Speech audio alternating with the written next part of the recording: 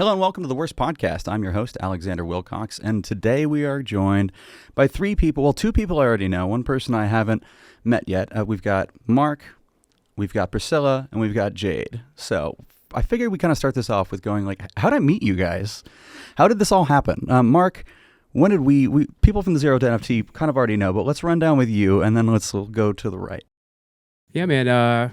I think it was almost a year ago from like next month. Yeah, where we did consensus. Or it was June, so I think we're at like 9 or 10 months. That's a while though. So I kind of stepped in, walked through the space. I really wanted to learn more about NFTs, and I thought you guys were great. Like the space was great, like the artwork, and you guys had technical knowledge to talk about it. So I really just started talking to everybody. I think I spoke to you for a little bit, and you guys were cool. And then I wanted to do a NFT drop and spoke to Deanna, and we spoke and started talking about collaborations, and I got hired. Yeah, at that point in time, NFTs were like super hot. Everyone and their brother was getting NFTs, and that's why we were like, hey, let's do a huge event. Let's have people come and show off our gallery. And then so we acquired you that way. You know what's funny? I actually shot some B-roll of you and Morris before I met you, and I found it. Yeah. It was you chatting with Ashley, and I found it when I was editing the consensus video, which is pretty funny. Yeah, Morris is he's always a party animal. Insert photo of Morris here. And then, so Priscilla, we met you through, I mean, really, it's like one leads to the other. So Mark is the dude that introduced us to you, and how'd you guys originally meet? Yeah, so Mark and I actually met at a fashion event at Soho House, and we just kind of shared a lot of mutual interests. That sounds very Mark. Yeah, it does, yeah. But so he kind of reached out. We actually met and grabbed coffee and kind of talked about what you guys are doing here and your inclusion with like the digital, but also like merging the physical into your gallery space. And yeah, my work leans into like a digital narrative. Or kind of, it breaks down into fragments, which I could kind of see as like digital pigments or pixels, I mean. So, yeah, it seemed like the perfect fit, and I'm really excited to be here with you guys today. And then today you brought a friend. So if you want to introduce your friend first, then we can let her introduce herself. Would my friend be this painting behind you? No, I want to talk about Jade first. Oh. and then we'll go to art. I know the human friend? Well, this is how we know you're far more of an artist than I am, because you're going, oh, well, this is clearly my friend I brought with. I actually met Mark through New Age social media and then stalked Priscilla. So we're not really like, I consider her a friend because we've been sharing this lovely couch for a little while, but we met first and then we met today. Yeah. So. Yeah. Okay. So this is how everything's coming together. Yeah. It's a little puzzle piece. Well, I did a call out, right? And I think your husband tagged you into it and looked into your artwork and then just fell in love with it. So I think months later we finally got connected just after holidays, and here you are. And then now you have some of your pieces on our gallery. Yeah. And I'm very excited to showcase them as well. And then eventually, hopefully, Priscilla will come back and bring her artwork next series, or since, well, it keeps coming in and out. Yeah, since she's got her own studio at Canopy, which is amazing, but definitely would love to have some of her pieces back in. All right, so that's a perfect time. Let's move into art. So I guess let's start with, since Jade is first time here. Jade, how'd you originally get into art? My mom actually, she went to art school and she had me when she was at art school. So I went to art school. Yeah. I went to FIT when I was 3 years old and kind of just grew up around it and never stopped. I definitely had like diversions, but I came back to it ultimately. So were you the kid that wanted to make art when you were growing up? I did. Yeah. I was always like the one to do other people's art projects, and like, in high school everybody was like, oh, she's the creative one, she'll make the senior float. And in college I wasn't even in a sorority, but I was making people's sorority letters and all that. So it's carried me through. What kind of mediums and styles did you gravitate towards as a kid? Because like for me it was video. I know for a lot of people it's like photography or painting, but yeah, I started out with like classic graphite and paper. I'm obsessed with old Hollywood kind of stuff, so I would just draw people that I loved in old school movies.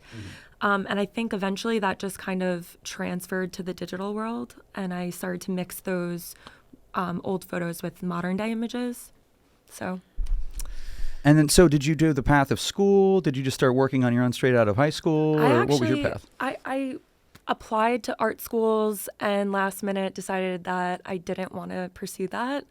I didn't want to put myself in a box. So I, of course, wanted to go for business and the complete opposite. But so I went for advertising and marketing, which is somewhat creative. It's applied art at the end of the day. Yeah. And so I didn't even pursue it afterwards either. I did PR and marketing and then eventually found my way back to art in the tangible sense.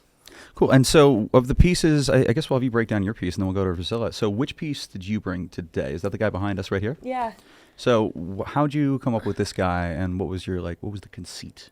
So my art styles kind of like contradict themselves. I either do like really bold and abstract or really fine and design oriented. So I have like a bunch of collections that are shapes and colors and things that I'm very neutral. So it's kind of like the complete opposite of what my collage work is, where it's more westernized colors and old Hollywood photography, so black and white and, sort of mezza type colors. So your style tends to follow the medium. Yeah, it just fluctuates as I do, just with my style changes, my art. So Priscilla, I've got a guy behind me as well. Both of y'all really love geometry and forms, which is, for me, as someone that loves like sacred geometry and stuff for tattoos, is right up my alley. So what's going on with this guy? Yeah, actually, with your note on sacred geometry, I was going to bring that up. So within sacred geometry, there's research and studies that have actually shown that geometric shapes were some of the first shapes that we as humans began to, I guess, draw on the cave walls, or just really even visually, even just like visually associate, or just like how we built up our visual language and receptors. So because it's after nature at the end of the day. It's like we see repeating patterns all the time, and that's where we get it. And so if you really go into the deep dive of sacred geometry, it's really nuts. Like it kind of goes down to like the cellular level of the structures of how things are built. It's really cool. But so the piece behind you is actually called Stuck in Oblivion, and it is a commentary on social media and kind of just being stuck in this loop with, it's kind of like this blank, stale blue stare ahead of you, but all of these beautiful, vibrant things moving past you and changing and taking shape. But you're on this conveyor belt that just keeps leading you through the same thing. And even at the exit points at the top, it really is like you're still barred in there. It's kind of a commentary on how we as a society, as we've evolved and we've gone from pre-Web 1 even to now we're at Web 3, and things are now being worn on your eyes to make your whole experience so immersed in this world that we've created. It's just kind of like a commentary of the times from my abstract perspective. But I think the cool thing about abstract work is I could think that as the artist and somebody else takes something totally different away from it.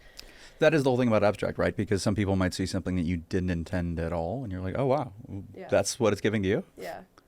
So you actually helped me go into my next question perfectly, which is you're commenting on social media. And social media is both the best way to promote yourself and one of the worst ways to spend your time at the same time. Yep. So we'll start with Jade, and then I want to go back to you, and then I want to get from Mark as well. What has it been like for you becoming an artist on social media? Because being one that's just making their own stuff versus being someone that's actively putting out things and having people comment and react. How have you noticed that? How has that been like going over the last 10 years? It's like a vulnerable position to be in because, you're kind of just like showing a piece of your soul and being like, here, take it. And then, sometimes it resonates with people and sometimes it doesn't. But, it's changed a lot throughout the years. Like you said, I thought Twitter died in 2008 when it first started, and it's here we got like in 2023, and now it's owned by a different dude. Yeah, even true. Crazier stuff. Yeah, up in space somewhere. But yeah, so I mean that's kind of where I got introduced to Web3 was through Twitter, believe it or not, Whereas I personally post and communicate with my art through Instagram and kind of old school. Yeah, there's so many different platforms now and different subcultures within those, because like be it Twitter, Reddit, Instagram, Facebook, there's complete subcultures that exist only on that platform and don't tend to go on to other spots. So Priscilla, what was it like for you just getting into the social media world as an artist? Yeah, so I think it kind of helps to backtrack the notion of being a creative in society. Like when I was in school, I had professors that like adamantly swore against the notion of us painting from a photograph. And so of his generation, and of course a lot of his classes were geared around live painting. So we'd have a nude figure model in the middle of the room and we'd sit for 3 hours at a dedicated time and they would just sit completely still and we'd have to learn and train our eyes to pick up the smallest nuances in their flesh tones. But so basically to him, anything that was a photograph was not art. And so it's as a cinematographer, that's and hilarious. so I feel like with artists, it's kind of like most artists that I've observed fall into two camps. It's like, you know, I think one side of the group is kind of just like afraid of change, afraid of something new, and afraid of expanding their skill set into something like the digital arts. The institutional guard, the people that have done, it's always been this way. Why would I do it differently? Yes. And then I think that there's like the other group or the other camp where people that are, I think it's a lot of younger artists too, but we're seeing older artists like Beeple who have been doing this for years, right? So it's consummate 3D artists for over 2 decades at this point. Yeah. So it's, you know, like the early adapters, I think, are going to be the people that have the highest potential of success earlier on, especially. But yeah, so for me with social media, in school, they barely even spoke to us about business. And this is what I was thinking was really interesting about you taking the business route is they do not give you the tools in school. They don't teach you how to run. To be an artist running a business, to be successful off of it. They teach you how to make art, but not how to sell art or pay taxes or any of that stuff. Like literally at our graduation commencement speech, they stood up on stage and said, thank you to all of our family that had supported us and that we probably would never be able to make a living. That's kind of like that goes in every industry. I studied business, but I wanted to go to fashion. And in fashion school, they teach you about the lavish, like just grandiose things that you can do with the like fabrics and like all these like fashion shows you can go to, but they never talked about business. How do I get my first job? Right. How do I make a line? How do I like negotiate rates? Like they don't teach you any of that stuff. Well, yeah, the girl that I was with, my ex, she went to FITM, which is this fashion institute. In LA, but they never talked about business. So most of these graduates, they would be in these like job calls, and it's like all retail. It's like because they have no experience, they don't really know how like the apparel industry works, and having that kind of connection in that business side really puts a different hat on, right? Mm-hmm. Rather than just being creative. But yes, you got to make money at the same time. And I feel like with my background. Everything I tend to do is about monetizing. And so social media was kind of like that open space, even before like like all the commercials that you see in the It was a big playground to be pushing your stuff There's no ads before. Before the big money realized that it was a place you can actually get something of value. Yeah. And now it's like you can't be discovered without putting any like, monetizing marketing into it. Yeah, so now you got to be putting money behind anything to get any eyes that aren't like the people that were already into the thing. Yeah. Exactly. Which makes discovery is always the hard part. Yeah. So that actually helps us go to the next part, which is Web3. So WRST Collabs, we're a Web3 company. WRST is looking at investing in Web3 as it's effectively where everything's going to go. A trustless system, not having to worry about who owns what. Or the server went down. If we're all the server, I don't like to worry about that. So Mark, I already know how you feel about Web3. So this is for the ladies. Jade, what was your like first experience with Web3? Like, what's the first version of it you saw? However simple. Could be crypto, NFTs, whatever. Yeah, so I started to get into the stock market because my dad is into that. My husband's into that. And so that kind of led me into the world of Web3. I went to high school with a guy, Crypto God John. And so between him and my husband, they were pushing me to kind of work my way into Web3 with my existing art. And I had some pushback. Like I just, tangible art is my first love. So I was kind of like, it's like having a book in your hand as opposed to a Kindle, I guess. But Ultimately, I just went for it. I just dove in, and I enjoyed it. Like I had beginner's luck, and I surrounded myself with really inspiring people. But, you know, I have imposter syndrome because I'm just a little artist making art at home. But I mean, Web3 has opened up a lot of doors and connections for me, for sure.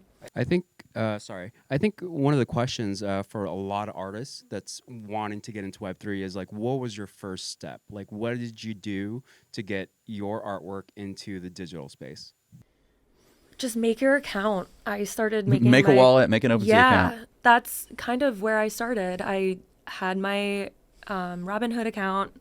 And then I was like, all right, I kind of already know what I'm doing here. You really came from investing, yeah. Yeah. I normally don't hear about a first wallet being a Robinhood account. I did too. Robinhood was my first. It's like the gateway investing. Yeah, it's the gateway drug of investing. So I had that, and I was like, all right, well, then I can get Coinbase, and I can do an OpenSea, and just kind of evolved from there. What do you think was the scariest part where, like, is it more investing, or is it like taking more of your artwork and actually paying for the gas fees or any of these like things that most people don't even know what to talk about? I just keep my eye on the gas fee, so I've never really had to like invest a ton of money or time into like getting that for my art. But I think that it was really hard for me to transform my physical pieces into the techie world. A lot of my stuff isn't very on brand, I feel like, with other NFTs that I've seen. I don't have like that one size fits all kind of aesthetic. And so it took a lot of learning for me to see where I fit in personally in that Web3 space. And I'm still trying to figure it out. Like, I don't really feel like my Web3 voice is super confident or like stands out among the crowd yet. Do you think you have a following now? I mean, I definitely am in more groups than originally, but I don't know. I would say that Web3 created more of a networking space for me than I had before, but that came like organically. I didn't have to like really push anything out. Because I don't really know how. Besides Twitter, like I'm pretty, like I said, I'm in imposter syndrome mode because Twitter is the only stream of networking that I have for the Web3 space. And then Priscilla, so what was your first experience with Web3? And then I've heard, so before I move on to Priscilla, you have an actual NFT project and things you've dropped at this point? Yeah. So my first big seller was Zwoder. It was a collection on OpenSea. And it's just kind of, it's reminiscent of women who are saying yes to all the fun opportunities in life. And that was my closest that I've ever gotten to like fitting the NFT mold. Other than that, it's mostly just my art that I mint and hope it resonates with people. But other than that, I've kind of just did my own thing. Zwoder was the only NFT project that I felt clicked with the Web3 world. And then, so Priscilla, what was your first experience with Web3? Yeah, so I think like most people being at home during quarantine, your nose is stuck in your phone the whole time. And so that was, I think, when the huge pop of NFTs and all of these like PFPs or profile picture NFTs, like the Bored Ape Yacht Club. The original ones that really hit the scene. And the likes, yeah. And so I even joined like different Discord groups of some of these bigger artists just to kind of see like what they were doing and how they were navigating it. So I don't have too much experience with it as a creator myself yet. I'm actually working on my first mintable project. So that will hopefully be within the next month or so. I'll have something out there for the world to scoop up. But it's, it's like you said, I really enjoy the physicality and the materials working with my hands. And so for me, I had this early interest point and I'm very observant. So I read a lot and I just kind of soak up all the information. And so that's kind of where my start with Web3 was. And I haven't felt like my digital capabilities were on par with my physical I can understand up until that, yeah. recently. So I've basically just been tucking away like little moments of time to really teach myself certain applications and to be able to put out a product that I actually feel I would put my name behind. Yeah, because once it's a new medium, like you have to learn new tools, and it completely can dash your confidence once you have new tools, especially switching from digital to physical. So Jade, when you were first thinking about doing an NFT project, what were your biggest like fears? Because coming from any form of art and moving to another is terrifying, and then going into something that's brand new and also entirely digital. Like, what was that like? It was pretty empowering to discover that it's not just a men curated space. Definitely. I think I was a little intimidated at first and fearful of that, but I've been welcomed with open arms in the Web3 world from everybody that, you know, girl, boy, they, them, all of the people in the world. So, Well, it's about art, right? It's about your work. I feel like that's what separates NFT and digital world from like the physical, because when you go to a gallery, a lot of the times it's like how you're presented physically, and online, like a lot of people are not doxxed and like, you know, they're hiding behind their PFP, and there's nothing wrong with that. You can be anonymous. Anything. Yeah. Whereas you can't, I mean, I guess you could go into your own gallery. You could be a Banksy if you want, Yeah. but that's also makes it a lot harder to sell. Mm-hmm. Especially when you want to like connect with the person on a deeper level than just your art.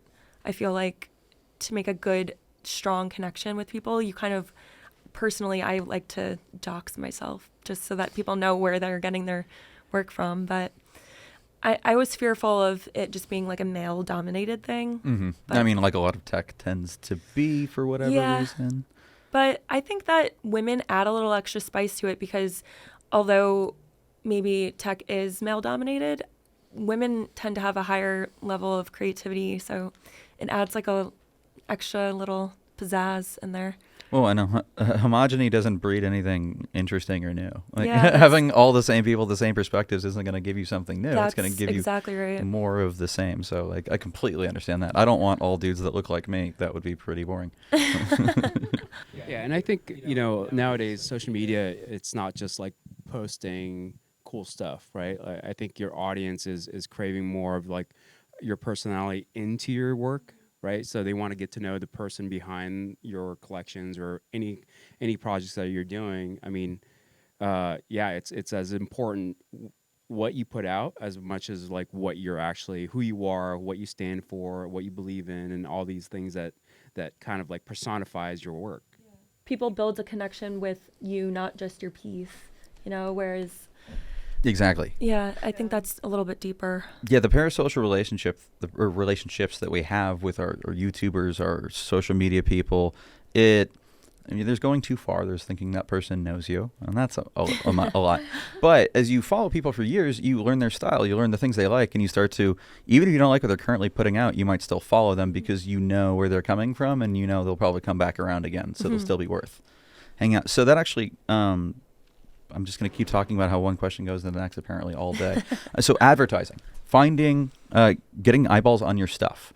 How did you go about, I mean, we were talking about that a little earlier, so mostly word of mouth, but like, how did you go about pushing your collection?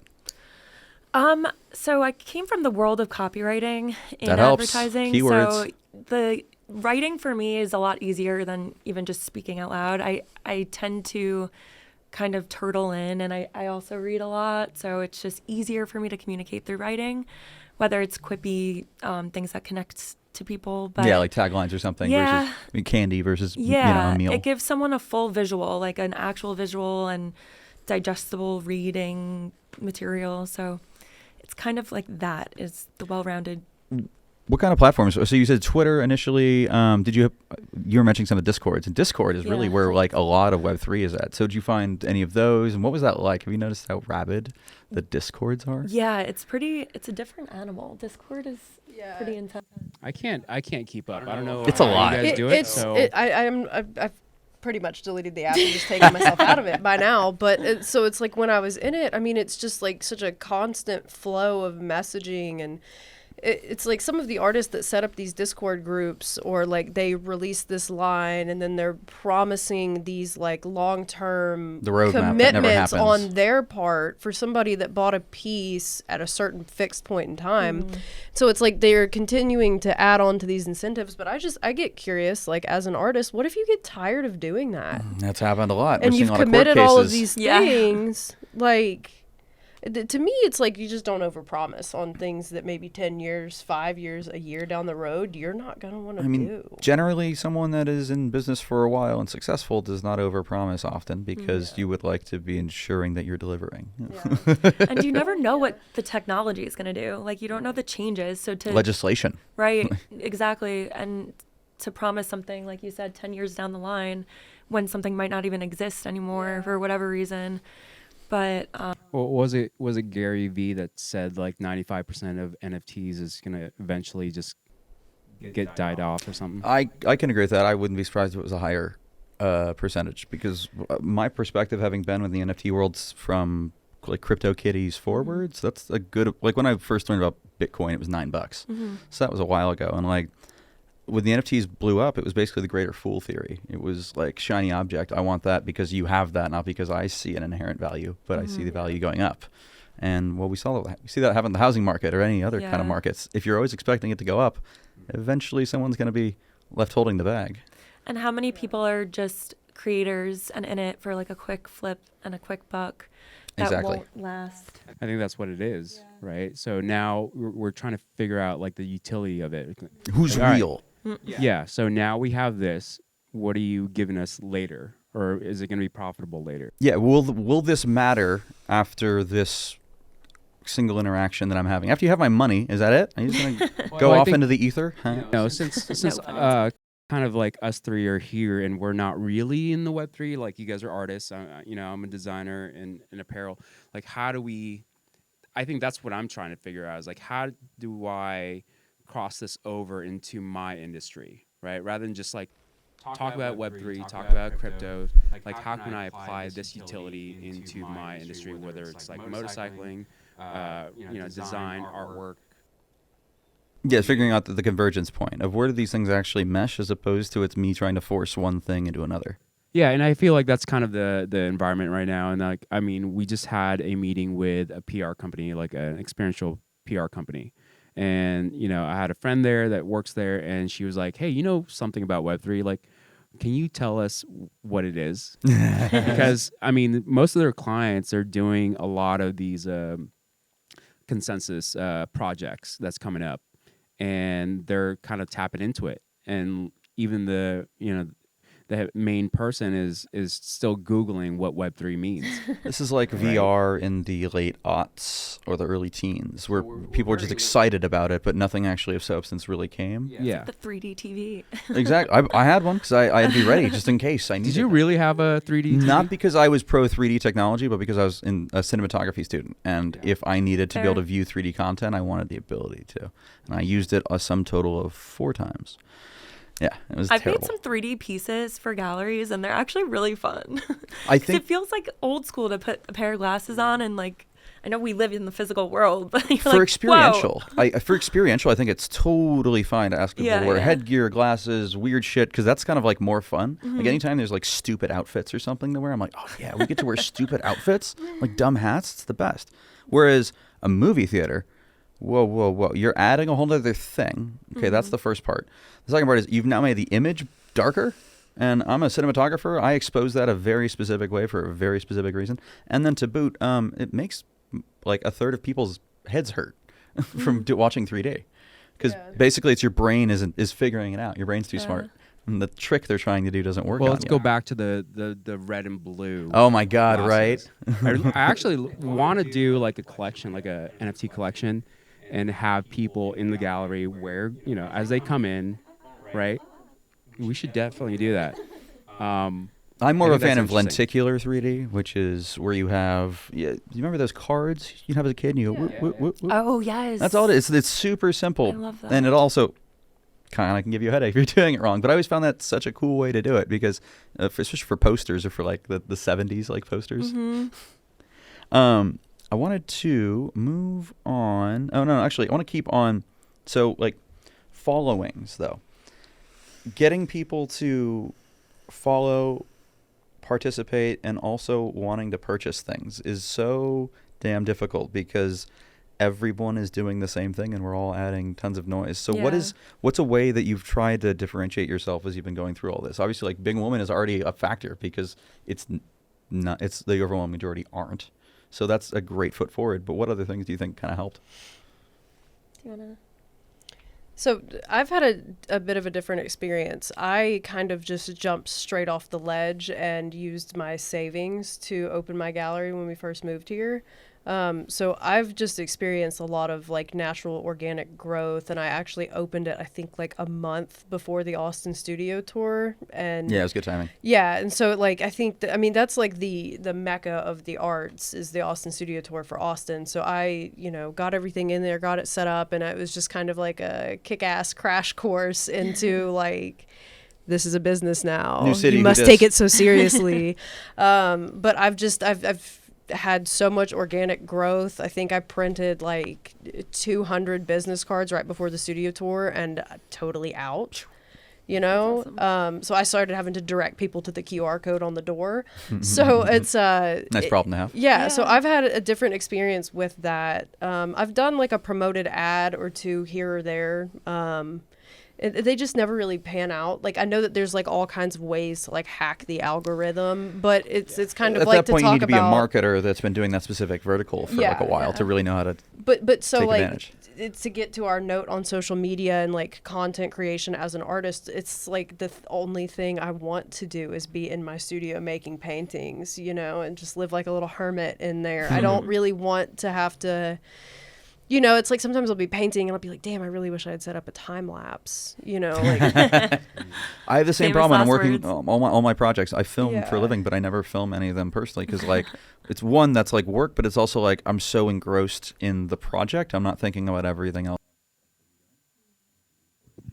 And it kind of feels weird too, right? Like you create this content. We were talking about this. Like I painted something, and it's like very personal to you, and then you try to talk about it, like you're trying to sell it. It's very. Same thing with like my pieces. It's like I don't want to talk about like my details. How the fabric or leather works. It's, You start being like, who am I? Like, ugh. It gets to you sometimes. It gets really meta in your own head because it's like now as individuals in 2023, we have to see ourselves as a brand. And it's like, Remember when that was just like a more of a meme and now that's actually a serious thing? yeah, it really is. It's like, you want your audience to like you for who you genuinely are, but you also kind of have to be careful that you don't really put them off by being I have no idea what you too mean. much who you are or whatever that comes in. So it just it really clouds the thought space. And so in my studio, my creative practice, I just would prefer it to not be a thing, but it's kind of like a crucial component. Necessary evil. Yeah. But it's also like I come across artists that make really good work and I literally can't find a like Instagram page of theirs. Going back the to the only way to artist bad at see their business. work is to like look at the hashtag of their name, and it's like, how did this gallery in New York pick you up when you have done nothing to promote? And it's like, where are these magic beans, and where did you find them? Networking, I guess. Yeah, I guess so. So, Jade, tell us about Curly Wolf Creative. What is that all about? So, Curly Wolf Creative is kind of like a brainchild that I had right before COVID started. I was actually perfect timing. Right? Yeah, just how you said you started your business just ground up. It was kind of the same, but I actually was a flight attendant, so ground up literally. Yeah, not a lot of flights going on. I quit right before COVID, so I think I'm a psychic, but that's You never another- deal with the crazy passengers. No, I didn't, luckily. But so I started Curly Wolf Creative coming out of being a flight attendant. COVID hit 2 months later, and I kind of it was all digital. The original bones were meant to kind of bring creatives together and be a collective. It turned out to just be me, my husband, and a bunch of our local friends. So right now it's more my personal brand, which I feel like secondhand embarrassment, even just saying that about myself. I've but- got silent visuals. We all have our thing. We always have our pseudonyms. Yeah, so Jade Tantillo is just my thing. Curly Wolf just is a backbone and kind of structure to that. So I only got a couple questions here now, and I want to go down the line and just talk about artistic influences. And I'll start backwards. Let's start with Mark. I actually don't know. Sweet. I don't know who your artistic influences are. I know the things you like, where you're from, and a lot of other things. But who are you influenced by? Let's go with aesthetics. Who do you love what do their you think? aesthetics? I mean, you see my drip. Like, what do you? But I don't. Should we pin it on him? Let's see. Yeah, you like wanna guess? 1940s, like professor, Ooh. like 1940s. That's pretty good. Thurston the Howl, like Gilligan's Island or something. Actually, my inspiration has always been like Western Americana. So, Well, you grew up in the right place. Originally from California. I mean, you can see a picture of me when I was like 2 years old wearing cowboy boots and wanting to be like, Zorro or. And 35 years later, he's still wearing them. And so it's Same kind of here. funny that I chose to move to Austin because it was kind of like that was my dream, like cactuses and like desert and like wild bulls running around, but it's nowhere near That is not at Austin. all. That at DFW in the stockyards. Yeah. Stopped by a wild bull outside. It took a couple minutes to get here. Just take your lasso. And Yeah, just, like, whip Yeah, around. the traffic around here is just really Yeah, unpredictable with no, all these it's wild insane. bulls. Yeah. But I mean, like I guess my inspiration's always been kind of like new age. A lot of like interesting fashion that's coming out from Europe as well. Just love a lot of design. My background's in fashion, so just as always, just loving anything that comes new. So color, I mean, that's what I love. I think not a lot of men. This wear boy loves color mustard. This I do dude love really mustard. can rock a good mustard shirt. I'll enough. put it that way. Mustard, blush pink. He's got a Mr. salmon. Rogers jacket or sweater that I love. It's pretty great. So it's funny enough, like my signature look is the cowboy hat, the Stetson, or Yep. the open road look. Any place I go to, if I don't wear any hats, they won't recognize me most of the time until they get up close. They're like, "Oh, yeah." Oh, that's hilarious. But yeah, that's my look. Priscilla, same question to you. Aesthetics, artists, like what did you really like resonate with? Yeah, so I kind of have an amalgamation of different things. I really enjoy Peter Halley's work. If you're not familiar, definitely look him up. He uses a lot of texture and bold color, and he kind of, in some of his more recent gallery shows, has made the walls and the setting of the gallery look more immersive. But a lot of my influence really stems from the Memphis design movement. Mm-hmm. Just looking at him as kind of like a foundation of like, okay, this is what something similar to my art could be. But so the Memphis design movement is this postmodern design movement. It actually started in Italy in the 1980s, and it was basically just trying to turn design on its head. Everything that they were observing was that it was, mass produced, beige, boring. And so they just tried to make the most odd, quirky looking objects that were still functional. And so that was actually one of the first times that laminate, like the laminate countertops was used as a furniture Oh, hilarious. piece. There's so many cool things. But so I kind of look at Memphis as one of my like major contributing thoughts in my head towards my design process. It also, a lot of people don't know, but so we associate the 90s with being like this vibrant retro kind of like. The Taco Bell aesthetic, I think, is where we Yes, always tend to go yes, with. That's where, yes. and So- vaporwave is kind of stealing Yeah. from that these days, which Yep. is like a post Yeah. modern, The like retrofuturism. There we go. Yeah, Yeah. I So- love retrofuturism in cars. Oh my god. Yeah. So I'm kind of like blending all of these things together and trying to like take the best bits of these periods and kind of like make them into something new, make them something my own. Jade, same question. Piggybacking off your beige bland, I'm basically a beige bland walking personification, but my art tends to be like super colorful and outwardly expression. It's an outward expression, but my influence is mostly 1940s, 1950s kind of Still handmade edgy. at that point and stuff. Yeah. Yeah, like edgy on the housewife aesthetic, like bringing some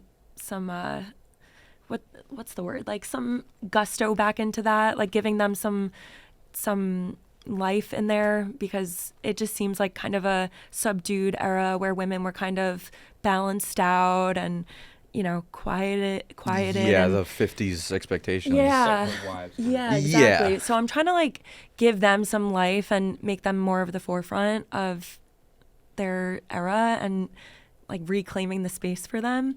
And then with that, Slim Aarons has been a huge influence for me with photography and aesthetic. And to give a little local shout out, this artist Sean Cox is amazing, and he inspires me all the time. I sent you his information. He started following me now. Oh, really? Ooh, you guys are pros He's now. he's a really nice guy. Also, Yeah, we were he's talking about amazing. lenticulars earlier, Alex, and you would really like his lenticulars. Well, actually, Yeah. that's kind of an interesting idea. Like, there's a lot of artists in Austin, and I would love to have more of like collaboration or some kind of network. We should do an art jam, honestly, because all the nerds do it. They'll make an app in a day. I'd love to start forcing people with really disparate mediums and styles to like work on something together, especially because a lot of artists usually don't collaborate on a singular piece. Yeah. It's more of on a series. So that's something I've That's a actually good been point. thinking about lately. So, like back to like my thought on Memphis, they originally got together as like a group of artists working in different veins. They agreed on like a set of like A structure. things to kind of like pull the work So there's into an the anchor same vein. point, yeah. Yeah, but they all kind of like came together, but left individually, made their separate pieces, and then it all showed together and made this cohesive thing. But I've been thinking that it would just be really cool to find creatives around town. Like maybe, I don't know how many would be too many. You can't have That's too many. at a certain point you get Yeah. it's hurting cats. But and like creators are hard maybe to like manage. 5 to 10 artists, maybe. I don't really know what the project would be. Maybe some crazy sculpture, Yeah, some sort of mural, maybe. Yeah, then I I can make know. I can make your merch, Yeah, right? Mural would be fun. yeah. Okay, for my second to last question, the last one's just going to be you guys telling people where your stuff is at. So for my second to last question, I just want to go down the line. I'm going to start with Jade. And where do you think, whoa, calm down, computer. Where do you think Web3 and the NFT world is going to be in like 3 to 5 years? I think you have to ask ChatGPT that question. Great question. I think that they'll be answering those questions for us in a couple of years. Honestly, AI technology is probably the leading Web3 like thing we're going to be seeing over the next year. It was Yeah. NFTs, it was crypto, then NFTs, and really it's AI now. I feel like it's taken over. Even when you look at Web3 spaces, a lot of art is just becoming AI generated. So it's interesting to see that kind of grow from paper to computer to robot. I agree. I'm trying to figure out how to incorporate AI into my workflow just faster ways to do certain things, or when I get stuck, like the blank page, starting is the worst thing for me. Yeah. Same thing for you, Priscilla.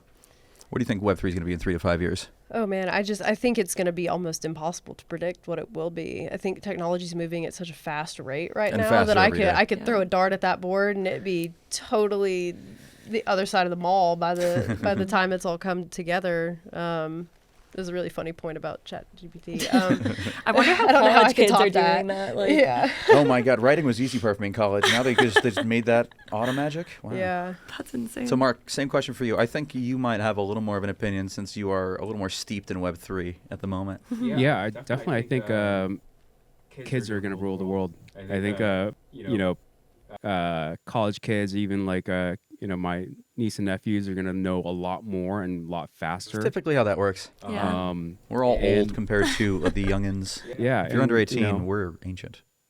I can't really wait like where we find another like Jeff Bezos or Elon Musk that's going to rise up and make this more of a general utility, right? Because as soon as we can actually have the general public adapt to this technology and not make it so confusing, I think that's kind of like the disconnect is, yes, the technology is great. There's so much information you can do with it, and then there's so many different avenues you can do with it.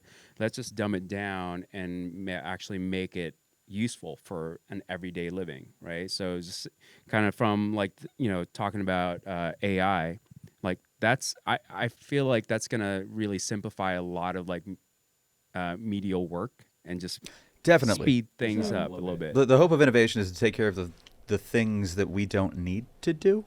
Yeah. because like we have a better reason. The reason we don't use horses because we have cars. The reason we don't wash our clothes in the river or in a basin is because we have a washing machine. Wait, we're not supposed to do that anymore? You can, and that's the whole thing. That's still good, but it's like, look at all the time you've gained back by not having to. Well, I mean, we Google everything now. You know, we YouTube. How many friends' everything. phone numbers do you have you memorized? Exactly. None. I used to know all of my friends. I barely know my own now. So I think that's where we're at. We're eventually gonna adapt into it. Right now, it's kind of like this like a stepchild where everyone thinks it's kind of like a fad, but once we start really learning the lingo, learning the language, learning the technology, Once it becomes it's just gonna be ubiquitous. something else. Exactly. It's Yeah. like teaching our parents emojis. Yep. Like we're our parents, and maybe the younger generation will help teach us, and we'll help teach up. Because when it was there, when you came out of the scene, it's just normal. As opposed to us watching things happen. It's like, oh, well, this is new to us. Right. But it's always been there for the people who just and got there. it's like cliche, but weren't we the last generation to not have computers and then have computers? We're considered digital nomads, I believe, which means fancy. that That sounds very cool. when Yeah, we were no. when we were children, like under like 5, the internet in its modern form didn't exist. The internet was there, but nothing like it is now. As opposed to someone born in like 2000 and later, modern internet's been there the entirety. Since from when they could read forward, the internet's been there. Web 2.0 is already there. Yeah.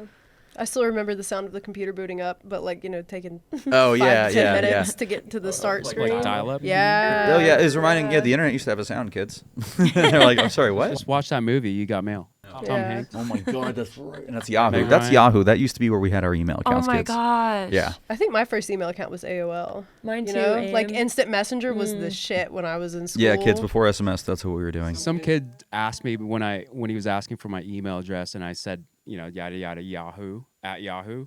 He's like, that's still around. You do I'm like, not have a Yahoo. I still have a I Yahoo. That's have one. I don't know the crazy. That's login like for. my that was my high school, and it's such a weird. You should make that into Yahoo an profile. NFT and There then you go. Sell it. Yeah. Awesome. So for the last thing here, I just want you guys to let everyone know where they can find you. We can start with Mark, and feel free to stare down the barrel if you want. Yeah, so you can find me on losangelesmoto.org. That's the website. Same thing for social media at Los Angeles Moto. I work with WRST, do a lot of their marketing and social media, so definitely follow them, follow us, and that's it.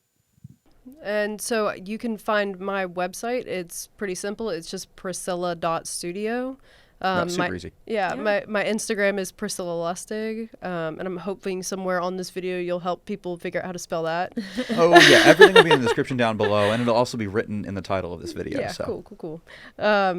But yeah, and then I also have a studio here in Austin at Canopy. So we're open every first Saturday of the month from 1 to 4. And I will actually be there again tonight for the third Thursday of the month from 6 to 9. So yeah, other than that, appointments, call me, beat me if you want to reach me. If you want to reach me, it's okay. Kim Possible. Kim Possible. So all of my social media is at Jade Tantillo. My website's not at jadetantillo.com. And I'm currently upstairs at the WRST Gallery.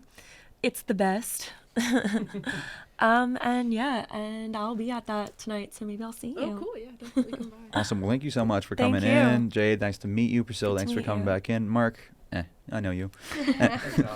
Thank you so much for watching this episode of the WRST Podcast. If you want to learn more about all the stuff we do, check us out at WRST Collabs on any platform. That's WRST Collabs, or at our website at WRST.co, WRST.co. Thanks.